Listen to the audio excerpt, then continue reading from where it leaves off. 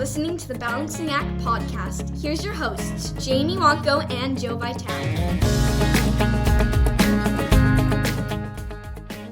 Wait, not yet, but right now, we're officially recording. Didn't know if you knew. If you couldn't tell. Yes. It's official with a capital O. Yes. How we doing, buddy?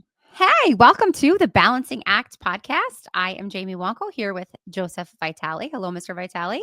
Hello, Mrs. Wonko. How are you today? You?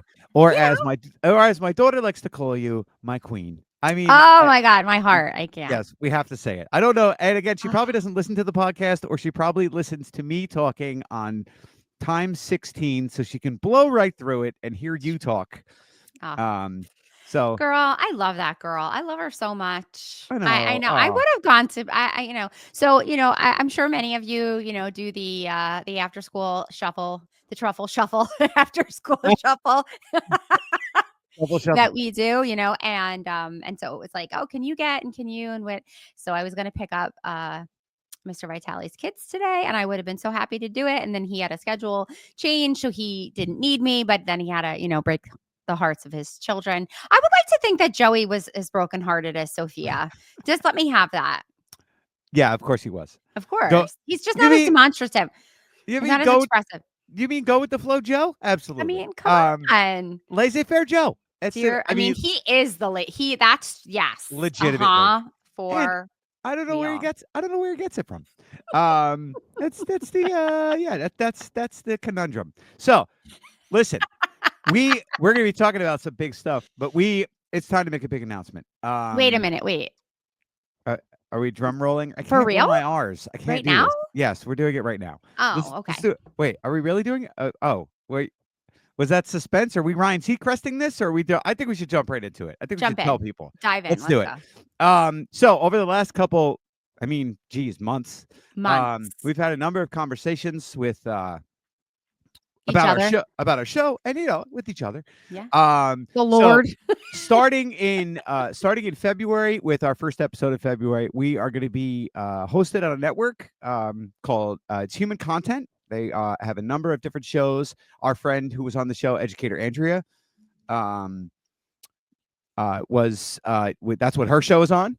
Those Who Can't, excellent show, by the way. If you haven't listened to it, there's a lot of other educator podcasts as well as other podcasts on there. There are, yeah. We talked last week about our word and how mine was value, and these people that we're going to be working with are really going to add value to not just our show, but help us grow in a way that we believe we can. It's going to be a new relationship for us. As we talked about in an earlier meeting, I said, like, hey, my ceiling and what I can do is I'm kind of at my limit, both with time and with effort and energy. So I think that these people and their expertise. He's not at his word limit, though. He's not at his word limit. Yeah. No, I'm not at my word limit. I'm talking. No, I'm talking too much. She wants me to be quiet. Then it's her way of saying it. But no, we're super excited. We are excited. Us, Moby. Yeah, Moby's big deal. Got a podcast on there. Big deal. He does. Yeah. So yeah, we believe in our show. We thank our listeners for following along with us. So for a few more weeks, we'll be hosting on our own, but very soon, we're going to be on Human Contents Network. So, it's great. Yeah. There's your drum. I can't do it. Now, Joe, it's your turn. That's like the best I can do. Don't look at me like that. People had just literally turned off our show because I tried to do that. But no, we're super excited about it. We've had a conversation for a number of months. And the one thing I'd like to mention is, in this little podcasting world and social media and all that stuff, like, we've reached out to a number of people, and a lot of people are like, sure, we'd love to help. We'd love to have conversations. And even before we decided to do this, Aaron at Human Content was awesome and helpful and gave us advice and said, here's some things you could try. Here's some things you can do. Maybe we can talk about doing some stuff together. And we were like, sure, what the hell would that look like? And here we are. So 1A Aaron with 1A. Not AA Ron. Not AA Ron, just no. Aaron. But he really has such a great way about him, great company. And, and obviously for us, I mean, a lot of people have experiences in this vein where they have a career and it, takes a certain path and they don't really get to, get off of that pathway or try something different. And especially for teachers, it's like, I don't know what anybody else does. I only, I can probably figure what a firefighter does or what a police officer does. That's about it as far as my own job. I don't know what people do at work. So it's been really, really a neat experience for us as observers and to be able to look and see, how this company runs, what a team looks like being put together, everyone having their different roles. And so even just for, as observers, as we are students of life, as it were, it's been really neat for us to have this experience and to be able to kind of, have this journey that we're, continuing. So I'm excited. I'm pumped. Which again, I mean, not to be melancholy, which started around sitting on the beach and then maybe having one too many cocktails that we should start a podcast. And then here we are, doing something like this and getting, and hopefully going to spread ourselves far and wide to a larger audience. So, our goal, I know it sounds hokey, is we want to help as many people as we can, whether it's parents or teachers. And I think the great thing that was said in a recent meeting by one of the gentlemen on human content was, we know you guys are teachers, but hopefully we can teach you guys a few things and we want to learn. So we're excited to be there. We're excited to be jumping off with them. And first episode in February will be on Human Contents Network. So that's our big announcement. It is. And not just that we are, able to, participate in this whole, new way with the podcast, of course, because it is like, the little engine that could, and we believe in it so much.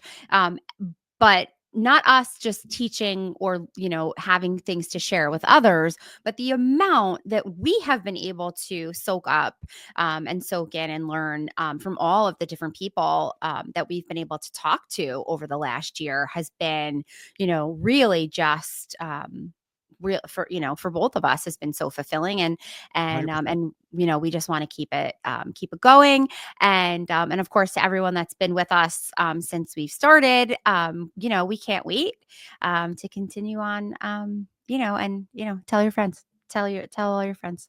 Yeah, we got to get like a word for our followers like the Kelseys have, like they call them jabronis or something like that. Like it's from a wrestling term. They're really, that's what they call. I think that's what they call their friends. Hello, jabronis, and they're all like, that's their thing. So I don't think we're there yet. I don't think we're doing Kelsey numbers and Joe Rogan numbers yet. Jabronis. That's funny. What's up, jabroni? Okay. Oh that's another great show, by the way. Always funny clips. All right. So we actually have had. Speaking of change, there's been a big change in the state of New Jersey in regards to teaching. Well, hold on a second. I just want to announce, there's been a big change in my leg. Okay. Yeah. I'd like to do a quick before we, get into the deep stuff here with the NJA and all of the other party people. I want to just make sure everyone is continuing on my health journey or lack thereof. I don't know what is happening. The system is falling apart. But we were introduced last year in our school building to a program that New Jersey offers its public workers, which is to be able to go to different facilities. And they have one in Princeton, New Jersey. They have one in Morristown, New Jersey. There's a few more. And you're able to go in and have the boot camp of medical checkups, where you essentially have every single test that was ever invented ever in about a 3.5-hour time period. And so I said, you know what? I think the check engine light's on. I'm going in. And I mean, and I went in April. It was one of those moments where I said, if I don't do this right now today, it was just a Tuesday morning. I was like, if I don't do this right now and I don't make this phone call right now, I'm not going to do it. I'm going to put it off. And I did. I was I called on a Tuesday. I got an appointment on a Thursday. It was crazy. And I went in and had every single test. And I actually found out that I was having some really serious issues with my circulation. And of course, because we are teachers and we stand and walk and stand and walk all the time, it's were your legs hurting? And a little bit, they were feeling heavy. But sometimes I think everybody does this. You just get so used to how you're feeling maybe for a while that you just, I'm kind of like a plow through it, like, oh, it'll be better tomorrow, or like, oh, I'll fix that next week, or whatever it might be. So Rub some dirt on it. It'll be fine. Yeah, yeah, I get it. or like, Okay. don't be such a weenie about it. So, so I went and I had all these tests done, and they, said that it was like pretty concerning. So this was April. I started my, my vein journey in April, and I wish I could say it was cosmetic, but oh, it is not. It is medical, which thumbs up for something being medical means that it's covered by insurance. Hmm. But it has been quite a road. So I had what I believe to be, talk about drum roll, the last of my treatments today. And so if you see me, anybody that's watching on the YouTubes, and I seem like I'm like, really just like so antsy in my chair. It's just more so because my leg is bandaged and ace band, it's gauze, and ace bandage. So I'm hoping, and actually what was so cool today was I was telling the doctor how really like terrific I think his practice is, and how everyone has been so great. And he's like, hey, do you want us to come to your school? We can do a wellness day at your school. And I was like, Oh, wow, that's nice. that sounds great. Yeah. So they called me. I was like not even home yet. And they called. I said, I have to talk to my boss, first before I can, commit to this. But they said they'll send in different people to do different things, and they'll, give everybody lunch. So I'm kind of hoping that happens, because I can give like a huge thumbs up to Alliance Orthopedics in Old Bridge, because they just were really, really great. I'm actually kind of sad. No, I'm not really sad that it's over, but I'm really hoping nothing else, Yes. nothing else happens that I need to go back there. However, it has been, a journey to get here, and I'm really excited to see that. I think it's, coming to a close, but we shall see. I'm sure my veins will fail me in some other way, and will, Well, I'm gonna hope that they don't. thank you very much. So yeah, and it's also good. I'm glad that you're saying like how you had a positive experience, and you like, so that is Yeah. something to hang, even though this is a crappy situation. Yeah, but Uh, if I hadn't gone to do this 3.5 hour, check up, check everything, I yeah. would not have known. I wouldn't have known that this was an issue, that my blood was not properly flowing through my veins, and that Hmm. obviously is a big deal. It connects to your heart, and and so if you're one of those on the fencers about doing should I, shouldn't I, just do it. It's better to know. Don't bury your head in the sand about these. I know it can be very scary to go to the doctor and try to get some things figured out, but it was an interesting experience, not one that I will be doing again this year. I don't believe that I need to have that extensive testing done again, only 1 year later. However, I think I'll make it a every other year type of situation. You didn't go, did you? I did not. Yeah, I did not not yet. yet. I don't know if I'm Okay. going to. Okay. I do get regular physicals, and This was not a physical. yeah, I know. I do. I know that there's more stuff Ooh, involved with it. Um, But I feel overall that my health has been good recently. I haven't had anything, knock on good, wood, good, going on. good. All Yes. those regular metrics are fine, and got to the age of having a colonoscopy. Yay! So I got to have that Yeah. stuff. I mean, Woohoo. here's a great topic for us. Big ups. Um, yeah. Big ups So to the colons. got to do. Oh, by the way, I did just get a text message from your husband, and he said, "Are your legs Misses tired?" you? Yes. Are your legs tired? You've been running through his mind all day. That's what he said in the text message. About you? No, about you. He said that about you. He wanted me No, to tell you that that's what. he is actually at the doctor himself right now, because he has a little bit of an injury himself. So he was getting a little Oh workout, work goodness. up, work on, work around. Like you said, man, that check engine light comes on. Yeah. So I want to make sure that that's really clear. I was not having any issues. That's not what prompted me to go. What prompted me to go was having to deal with watching my mom deteriorate, and wondering, at at what point in our lives do we say, like, I should know more about my own, personal medical history?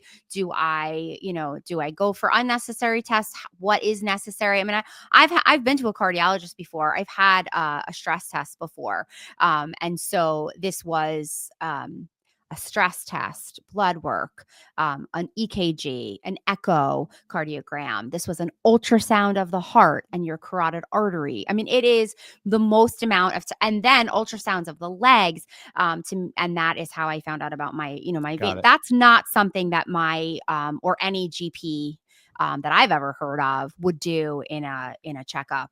And my blood work doesn't say anything. They I have actually to say I'm came. very lucky.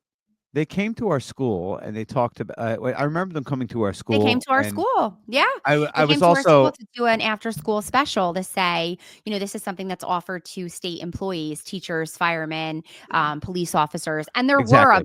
there were a lot of, I have to say, there was a lot of police officers, and I could hear them talking when I was there, and they seem to typically do this every single year. And it seemed the way that they were, that this is like a pretty standard practice for them.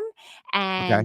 And so, of course, as a teacher, I just feel like, hey, everybody, we have a very stressful job. You could be, I'm in my plunked down in the middle of my mid 40s.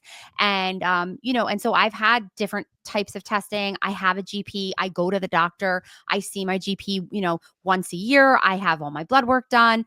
I've gone to a cardiologist. I've had, different tests done. I have gotten a colonoscopy. I'm just kind of saying that this was a really unique experience with, as really top to bottom. And this is something that I'm so happy that I did find out, because I would not have known Hmm. that this was an issue that I, would have had to face, down the road. It's anyway, but yeah. So, so big ups to the medical. Yeah, no, I think off our Right. episode, I'll have to get that information from you and really kind of dive into it a little bit more, and Yeah. maybe schedule something like that in the future for me, Yeah. especially because I'm getting close to my 50s, Well, which and is just so February, crazy to say. it is crazy. February is, Heart Health Awareness Month, Yes. and that's also one of the things that prompted me, was a very good friend of mine had a heart attack last year in February. One of our teachers, co-teachers, very dear friend of mine, and she was unaware, of the severity of the issues as well. And so a few of us in our friend group all went for this testing, Yeah. because and it was more extensive than I received. I had like something happened a few years ago at a routine test where my EKG was funny, quote unquote, whatever that is. So they had referred me to a cardiologist. The testing that I had done in April of 24 was like, I can't tell you how much more thorough than Okay. what I had at the cardiologist, whom I was referred to for having, a question by my GP. So, Got it. for what that's worth, it is more extensive than I had ever, seen or heard. Now, I have also suggested, and I understand, I've suggested to my husband, you should go, and he's like, no, thank you. So, it's like everybody has to do Yeah. what they want to do when they want to do it. Well, I think the other thing is too, it's like it's good. Like we didn't know we had that capability to do that. We Like didn't. until that person came, it's like, hey, like you guys get to do this, and That's it's right. covered by insurance, and it's a That's completely right. different blah blah blah, and That's right. the whole spiel. Definitely. So that's also good to know too. Like there are some perks that are out there That's right. that we don't necessarily know what they are. Right. So And it's do good. we know, what you don't know till you know? Yeah, you don't know till you know. Exactly. Yeah. So yeah, it's good. And a lot of people sometimes like, ooh, I don't want to go, I don't want to do it, I don't want to do the thing. But Right. but again, in your case, it definitely was a beneficial thing to go get it checked out, and you learn something that Right. unfortunately, that you have to go through in order to get yourself whole and Yeah. healthy again. And if you don't, and if you do go and they are like, woohoo, A plus, what a great feeling, because, like I said, it's every test under the sun. Yeah, So gotcha. it's like you ace that test, you are good to go. Yeah, Yeah, for that's sure. awesome. So, talking about New Jersey, and talking about what's happening here, and what you know and what you don't know, right? We had kind of talked about the topic for tonight a little bit, and I know that you said to me like we have to make sure that we know, the right information, and so sometimes it can be really difficult to sort of uncover what the right or correct news is because things seem to change so often. So I want to go back a little bit because we want to talk about tonight some of the, we know that there's teacher shortages. We understand, we see it ourselves every day. And I know and how that affects us as coworkers and then also the students. But I'm curious for you, when you graduated from college, Yes, you had to take some tests in order to get your teaching certificate that is correct. in order to get your job. So tell us in order to teach middle school history, what did you have to do and what is your certification? Well, decades ago, I took the horse and buggy to my local one-room school. No, I'm kidding. Hey, age jokes. No, we had to go and take the Praxis, which is an exam to test content knowledge, which you take. I don't remember exactly when I took it. I want to say it was during my senior year of Okay. college. Mhm. At some point, I took it. I was not. I gotta be honest, I wasn't too worried about it. Like, not that I'm like super smart or anything, but I was like, okay, I know my content pretty well. I didn't have to take anything like because it was specifically for secondary education history. So I wasn't getting certified as an elementary school teacher, which I think So at the is your time, degree 7 to 12? yes, Got it. yes. Okay. Which I think at the time you could have taken the Praxis and just gotten certified K through 12. At the time. I have zero interest in teaching elementary school. Okay, it's just not what I'm wired to do. It's not something I would enjoy. Mhm. I don't want to teach math and English and writing. I mean, I do teach those things in a history class about like persuasive writing and DBQs and stuff like that kind of stuff. I enjoy, and I Yeah. enjoy the content, and I enjoy government. But like the middle school that we're in is 6, 7, and 8. And I really do enjoy the content that they teach in the 6th grade. It's U.S. history. I don't like the age. So I've literally said to my boss, I'm at a point in my career where, 26 years in, and I'm not saying I can write my own ticket because I can't. They could tell me to teach whatever I have to teach as long as I'm certified for it. But I request and I say, hey, look, I would rather not teach 6th grade because I just don't. There's something with that age group and the babiness of it where I really don't want to. I don't want to deal with it. So anyway, Sure. I took the Praxis exam, um, and got certified, and then I was certified to teach. Now the interesting thing is, and we talked about this when we were talking about this topic, was for a little while I lived in Pennsylvania, and I was still commuting to New Jersey. And at the time, I was like, well, this was before like funding formulas changed, and Governor Christie at the time had made some changes to the pension formula and jobs and people retiring and lots of things changed within the profession. So before that time, probably about a year before, I said, okay, why don't I get certified in Pennsylvania to teach? Maybe I could find a job closer to home. I could switch my, location, whatever. So if you taught in Pennsylvania and then wanted to teach in New Jersey, there is reciprocity. So if you had taught for a certain amount of years, you have your degree, you pass the Praxis, send your grades, bing, bang, boom, certificate. Okay. It's literally just a matter of sending some things in the mail, getting your background check, and away you go. Okay.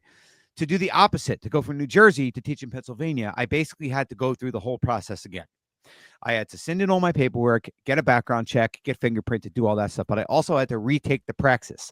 Here's the unique part. I was retaking the Praxis to prove that I could pass an exam on content that I had been teaching for 10 years.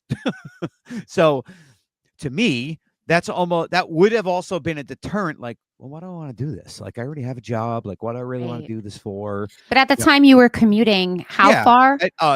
Too far. I needed a helicopter. We moved and we were hoping to move jobs and, But find it jobs. was an hour Oh yeah, it was and over an hour. It was over an hour each way. each way. Okay. And now I commute, Mhm. you know, Uh, 9 6 minutes. minutes. Yeah, I was gonna Yeah, say. it's nothing. I barely get through 2 songs on my radio. Yeah.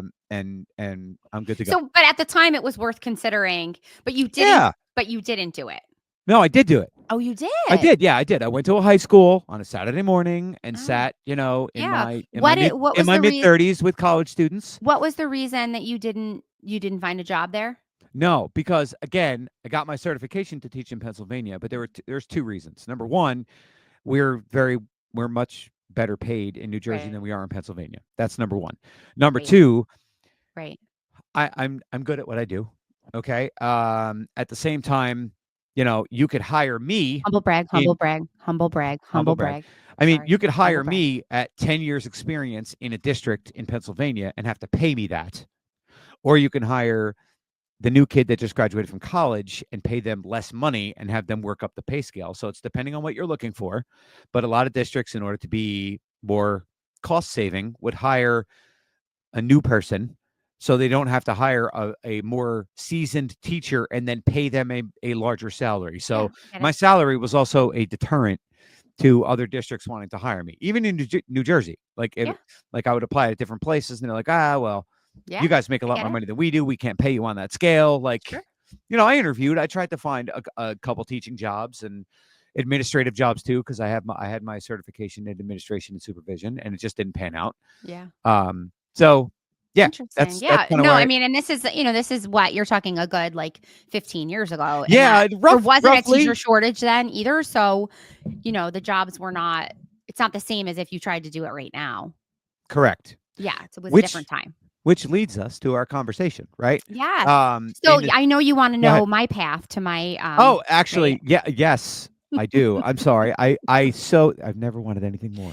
Thank you. Okay, go ahead. So, the background for me was I was a Sorry K- about that. That's okay. I was a K-8 major. I had a double major, so I majored in elementary education, K through 8, and history was my double major. So I had 30 credits of history and 30 credits of education. And you could pick English, you could pick math, whatever subject matter that you wanted, except that that degree, it doesn't exist anymore. There it. is no K-8 degree in New Jersey anyway. So somewhere after I had my degree and graduated, they did away with it. And for a period of time, so I took the Praxis for elementary education, which is what we're going to talk about today, the generalized test, as it were, and passed that. I was a senior in college when I took that. And then I also took the history Praxis. And then I did take the Praxis as well for supervision and my administrative master's, right? So Praxis. Where for out thou? Is that how that goes? I don't know. I'm not an English major. So anyway, what's interesting to me is like somewhere, and we were talking about this recently at school. So somewhere around the mid 2000s, I'm going to say 06, 07, somewhere in that area, they decided to change the K-8 certification and change it to K3 or K5. So you could have an early childhood degree, you could have an elementary ed degree, and then you could have a secondary degree. The secondary degree would then be 6 to 12. So they changed that K8. I suppose it has something to do with like many of the older schools, still city schools, had a K8 program. And then middle schools, it was like, we're going to do junior highs for a while. Then we went to middle schools. And so this is how this played out. So I had to fill out something called the matrix. And the matrix. Okay, Neo. For real. Take the red pill or the blue pill. I mean, the matrix was what it was called. And so we had to file this paperwork. And so you could, if you had a K-8 degree, you had to fill out the matrix. And it said that you needed either 30 credits in a subject area. So for me, check. I did that for history because I had 30 credits of a subject area. And this is the highly qualified thing, right? This is the highly qualified matrix. And Yeah. then I wasn't even a history teacher at the time of the matrix. I was a language arts teacher teaching middle school language arts. And because I was able to fill out, it's kind of like when you go to the DMV and you're going to get a new ID and you need to have so many points of identification. You need your birth certificate, your marriage certificate, your old driver's license. It was exactly the same thing. If you could prove that you had so many points on this chart that they had come up with, you could be highly qualified in another subject area. So a lot of us that were filling it out were filling it out based on what subjects we wanted to teach, because just like you said, you didn't want to teach math or you didn't want to teach language arts. That was true of a lot of us with K-8 degrees.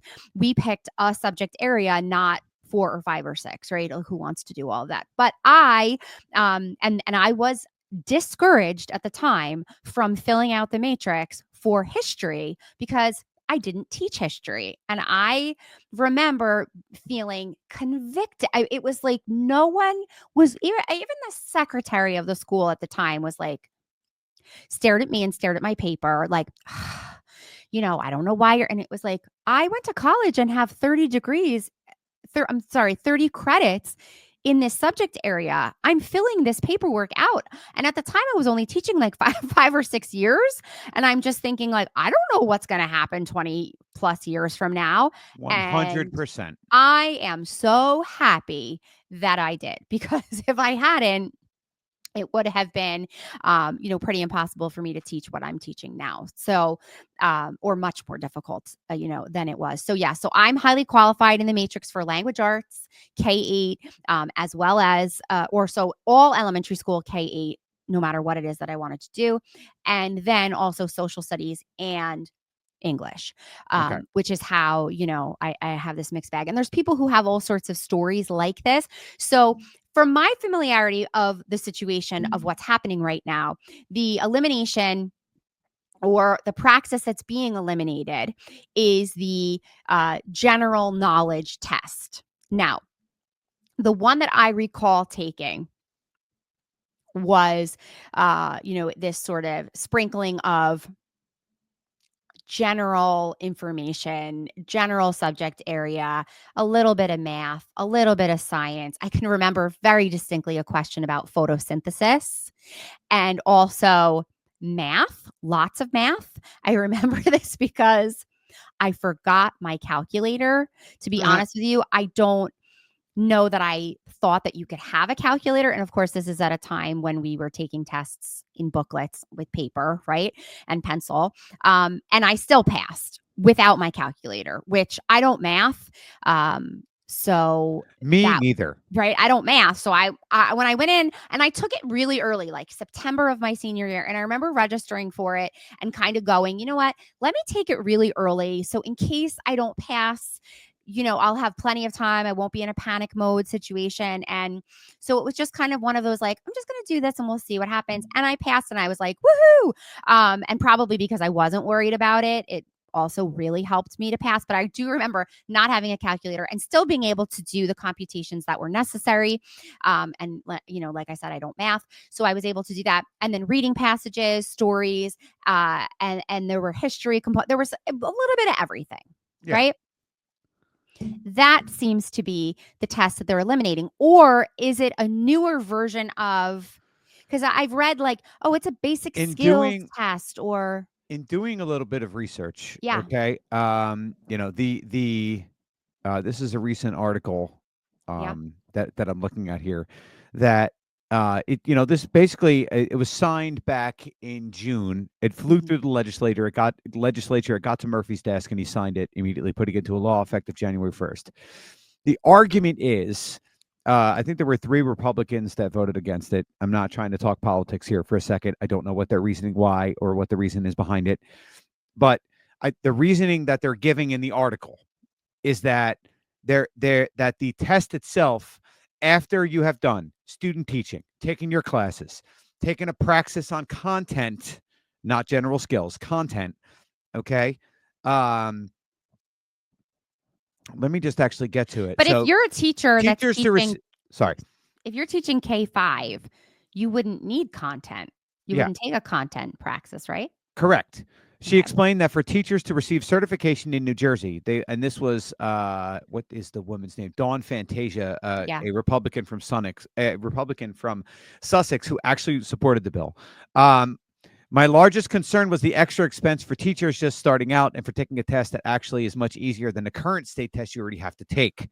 She explained that for teachers to receive certification in New Jersey, they must first graduate from an accredited teacher preparation program with at least a 3.0 grade point average, complete months of student teaching, and pass several exams depending on the grade level and subject matter being taught. Those tests can easily amount to hundreds of dollars, and by the time a potential teacher takes the Praxis exam, they've already proved their capabilities, she said. So the argument is, by the time they actually take this Praxis test of general knowledge to teach, K to 5, they've already proven through a variety of different, let's say, hoops to jump through, that they can do the job. Okay? Yeah. So I think that's the argument.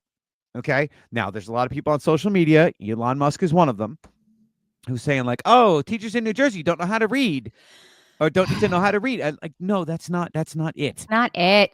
Like, Come on. you're trying to remove a barrier. It's not about equity, but it is about like another $300 test, which you're not get like it gets you a job, but we're already talking about a profession where we're at a shortage. Like, this is the first time in my career, and I'm just talking about the district that I work in, that there are unfilled positions, and it's not for our lack of trying. Yeah. Okay. I had a student. I've had several student teachers. I've been very lucky to have, the opportunity, and I genuinely do not think that there's anything more important for teaching than the practicum, the experience in the classroom with a trained teacher. So you can take 100 tests, you can pass 100 tests. And if you do not do a great job while you're student teaching and learn the ins and outs of that, if you don't have a terrific mentor, other colleagues that are going to mentor you for at least the first 3 years that you're teaching, it's going to be a very, very difficult, rocky path, right? The student teachers that I had most recently, one from Rutgers and one from Ramapo, which are, great colleges in the state of New Jersey, each had to go through a program that is also mentioned with some of this in relation to the Praxis that was called EdTPA, which is the Educative Teacher Performance Assessment, and the the EdTPA was an 80-page portfolio. It is so impractical. It was so consuming to them that it was so time consuming, so overwhelming. We had to have this swivel camera. I mean, they had to send so much footage of themselves teaching that some of it was actually taking away their time to really, really learn the ins and outs of how to become a better, question asker, to become, better at creating assessments, really understanding student learning and development. So, I can completely get on board with, do we really need to have another situation in place that costs them money that they do not have, and time that they don't have, rather than looking at like what makes a good teacher and give them more of that. Yeah. Right. Yeah, I was just, doing a deeper dive into some of these articles over the last few days, and I did not know this. Arizona actually allowed students in college to start teaching and getting paid before they've completed their degrees. That was their reaction to a massive teacher shortage in the state of Arizona. And look, we could sit here and talk for the next 10 episodes about why there is a teacher shortage and what our theories are behind it. But there's a teacher shortage. It doesn't matter what the reasons are, whether it's legislative, whether it's, and we're not going to talk about it now because, there's talk of, removing tiers on the pension system in New Jersey. Like, you need to attract qualified people to a profession. If you're going to attract qualified people to a profession, you have to have some kind of incentive at this point. That's right. There has to be an incentive. Definitely. And there kind of isn't one right now. Like, the schedule's an incentive. And you've said this before, and I don't mean for this to be like a sexist comment. We've talked about this, like in the early days of, I'm in a female dominated profession, right? It was it was the male went out to be the breadwinner, and the women went out. Maybe they were, nurses, maybe they were teachers, and it was shoe money. I'm not trying to make Oh, I've a heard statement. that so many Yeah, times. I've and heard, yeah. and again, I do not Totally. believe that at all. I'm just Yeah. saying, like, that's what maybe society viewed things in the past. Yeah. Okay. That being said, like, our health insurance has changed. The amount we contribute to it has changed. The pension system has changed. The basic respect that we get at our jobs has changed. So we remove one barrier that's redundant, and everyone loses their minds. Like, everyone, like, that's not what this is. We need to, and a lot of it is social media and media itself, like, maybe misreporting what's going on.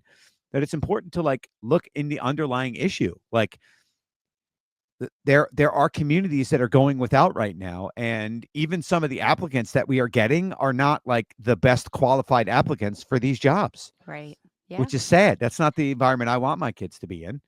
So, and luckily we live in I don't want to say the most affluent district, but we live in a good school district. Right. Okay, in a middle class New Jersey school district. Yes. So it's going to be interesting to see what happens and what this does to the profession. Yeah. But I do know for a fact that, like, superintendents and human resources personnel go to colleges and encourage, foreign language majors to, like, go into teaching foreign language. Like, that you want to get a job teaching, go, like, if you're a college kid listening to this, you want to get a job teaching, teach a foreign language. Yes. You'll get your job hand over foot. My son has said before, like, maybe I want to teach, like, elementary school. Okay, you want to be a male elementary school teacher? You will have districts clawing over themselves to try to hire you. Yes. Because, again, it just gives a different perspective and gives a I different want to ask dynamic. you, when you were in college, Yes. did you have a speech and language screening? Did you have to go and read and speak? And because we had that as a requirement, I'll never forget. We had that as a requirement in Speech order. and language. What now? So we had to go to. It was part of our requirements for graduation. I have literally never heard of this. Okay, and I'll never forget.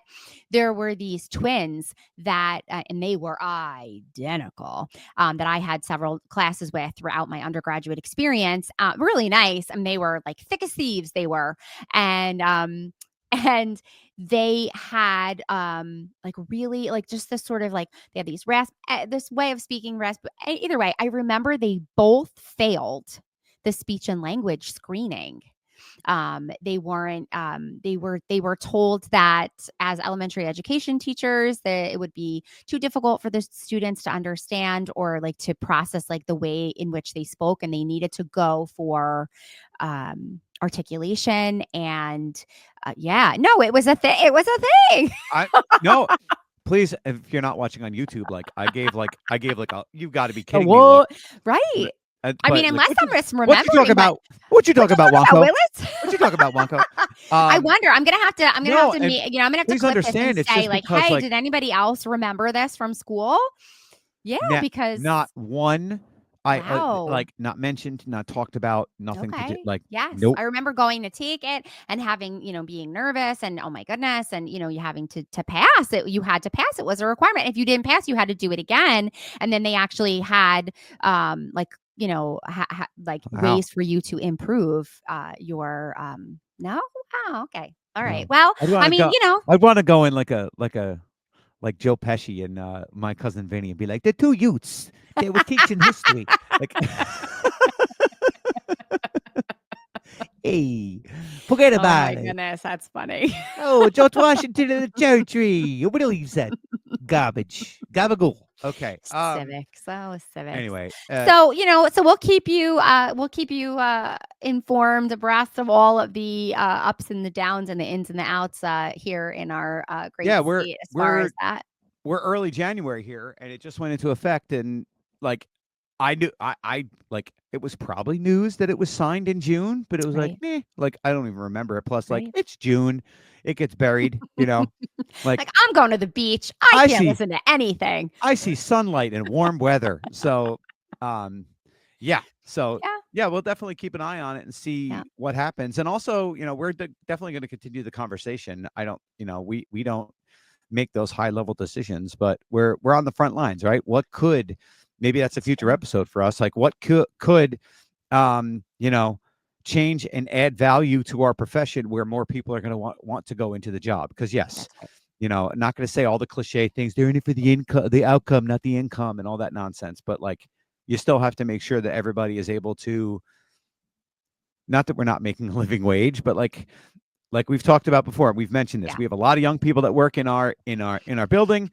Many of them, most of them, 80% of them have second jobs. They all work in the summer.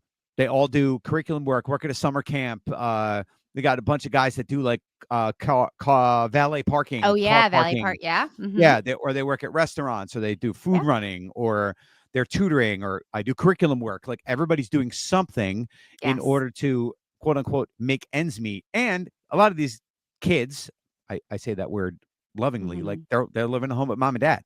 Like in one of the, we're a very expensive state to live in. So that's right. Absolutely. Yeah. So we'll definitely keep abreast on this and keep you guys up to date. And we want to, always, hey, guess what? I appreciate you, Miss Wanko. I appreciate you. And you know who else I appreciate? That would be Human Content, our new fun partners that are going to be hosting our show coming up in February. If you're just getting to the end of the episode, or maybe you didn't hear the beginning, or you weren't paying attention, or you were, trying to think of pickup lines that your husband might say to you on a text message and you missed it. So, we're excited to be with Human Content. Again, we're launching with them in February. So please look forward to some episodes hosted on their network. We're coming in hot, people. Okay. So we will see you all next time on the Balancing Act podcast. Bye.